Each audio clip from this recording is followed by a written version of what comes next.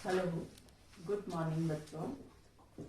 हम कल गुरु नानक साहिब का लेसन पढ़ रहे थे, गुरु नानक देव। उसके अंदर गुरु नानक देव को सांसारिक सुखों से उनमें लगाव न होने के कारण वे देश भर में भ्रमण करते हुए लोगों को क्या देने लगे थे? उपदेश देने लगे थे। और उनके साथ उन्होंने 2 शिष्य रखे, बाला और मर्दाना। और धीरे धीरे देश भर में उनके अनेक शिष्य बन गए थे। तो उनके जीवन की अनेक घटनाएं यहाँ पर इस लेसन में हम आगे पढ़ेंगे। पेज नंबर 80 निकाल लीजिए। Page number 80। तो उनके जीवन की अनेक घटनाएं उनकी महानता दर्शाती है। Last paragraph. एक बार गुरु नानक एक गांव में पहुंचे। उस गांव का जमींदार मलिक भागो उनके लिए भांति भांति का स्वादिष्ट भोजन लेकर पहुंचा। उसी गांव का एक निर्धन बड़ई लालो भी रूखा सूखा भोजन लेकर उनके पास आया। अर्थात एक तो अमीर व्यक्ति तरह तरह के व्यंजन लेकर उनके पास पहुंचे और एक गरीब व्यक्ति रूखा सूखा भोजन लेकर उनके पास पहुंचा।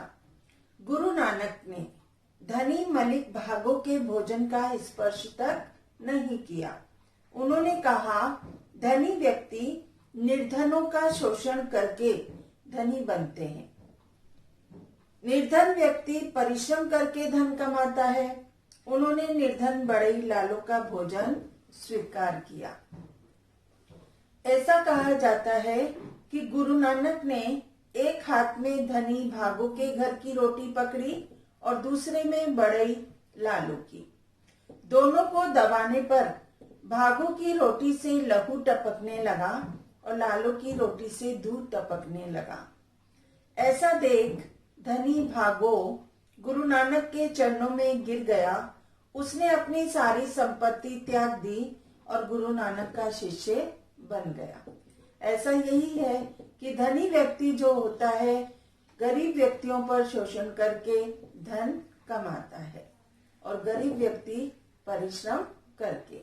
यहाँ हमें यही सिद्ध हो रहा है। आगे दूसरा है कि एक बार कुछ लोगों ने नवाब दौलत खान लोधी से गुरु नानक की शिकायत कर दी। नवाब ने उन्हें बुलाकर का पूछा, क्या ये सच है कि आप हिंदू और इस्लाम धर्म को समान मानते हैं? ये शरीर तो फिर क्या बोला गुरु नानक जी ने कि ये शरीर तो 5 तत्वों से बना है। इसमें हिंदू मुसलमान का भेद कहाँ है? गुरु नानक ने उत्तर दिया। वहां उपस्थित काजी ने कहा, यदि आप इस्लाम धर्म में विश्वास करते हैं तो हमारे साथ नमाज पढ़ें। गुरु नानक ने उनके साथ नमाज पढ़ने गए। वे नमाज के समय उठे बैठे नहीं। इससे नवाब को क्रोध आ गया। उसने गुरु नानक से इसका कारण पूछा। गुरु नानक ने कहा, नमाज के समय आप घोड़ा खरीदने के विषय में सोच रहे थे। काजी अपनी घोड़ी के बच्चे के विषय में सोच रहे थे। आपका मन खुदा में लगा ही नहीं था। मैंने इसलिए आपके साथ नमाज पढ़ना उचित नहीं समझा। नवाब और काजी हैरान थे क्योंकि उनके मन की बातें नानक कैसे जान गए। दोनों समझ गए कि गुरु नानक पहुंचे हुए संत है। देश भर में 3 बार भ्रमण करके गुरु नानक बलोचिस्तान, मक्का, मदीना और बगदाद गए। एक बार मक्का में वे काबा की ओर पैर फैलाकर सो गए। एक व्यक्ति ने उन्हें डांटते हुए कहा, काबे की ओर पैर पसार कर सोने वाले मूर्ख, तुम कौन हो? तुम्हें इतना भी नहीं पता कि काबे की ओर पैर करके नहीं सोते। गुरु नानक ने मुस्कुराते हुए कहा, जिस ओर काबा न हो मेरे पैर उधर ही कर दो। उस व्यक्ति ने क्रोध में उनके पैर पकड़े और घुमाने लगा। वह जिस ओर पैर घुमाता उसे उसी ओर काबा नजर आता। वह व्यक्ति गुरु नानक के चरणों में गिर गया। देश विदेश में लोगों को प्रेम और भाईचारे का संदेश देकर गुरु नानक करतारपुर में आकर रहने लगे। उन्होंने लहना को अपना शिष्य बनाया। यही लहना गुरु अंगद के नाम से गुरु नानक के उत्तराधिकारी बने। गुरु नानक ने सन 1539 में अपने शरीर को त्याग दिया। तो यहाँ पर हमें गुरु नानक देव के से यही शिक्षाएं मिलती है कि हमें हमारे ईश्वर क्या है, एक है, और वहाँ यहाँ पर कोई भी धर्म नहीं है, न हिंदू है न मुसलमान है, सबका एक ही ईश्वर है और उसी ईश्वर में हमें अपना मन लगाना चाहिए। ठीक है, आगे शब्दार्थ देखेंगे हम। तो शब्दार्थ देखिए, मैं बोल रही हूँ, आप लोग नोट करिए। कल्याण, भलाई, चिंतन, सोच विचार करना, सांसारिक, संसार संबंधी,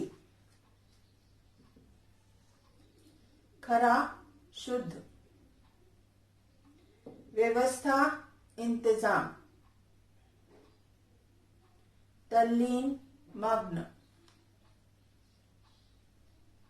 दिव्य, अलौकिक या ईश्वरीय, संपत्ति, धन, धन आदि, शोषण, दूसरों के श्रम से अनुचित लाभ उठाना। 5 तत्व कौन कौन से होते हैं? धरती, आकाश, जल, अग्नि, पवन। काबा कहाँ है? मक्का में मुसलमानों का सबसे बड़ा तीर्थ स्थल। ठीक है, तो आज हम इतना ही पढ़ेंगे।